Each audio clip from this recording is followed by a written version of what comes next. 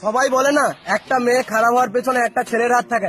আমি তো বলবো একটা লয়াল মেয়ে খারাপ হওয়ার পেছনে তার 12 তারিখ খানকি মাগি বান্ধবীর হাত থাকে। তার কারণ একটা মেয়ে তোমাকে মন থেকে ভালোবাসে, তোমার সাথে অনেকদিন সম্পর্ক চালিয়েছে, অনেক বছর সম্পর্ক চালিয়েছে, কিন্তু তার বান্ধবী তার বয়ফ্রেন্ডের সাথে দেখা করতে হবে, বলবে চল আমার সাথে চল।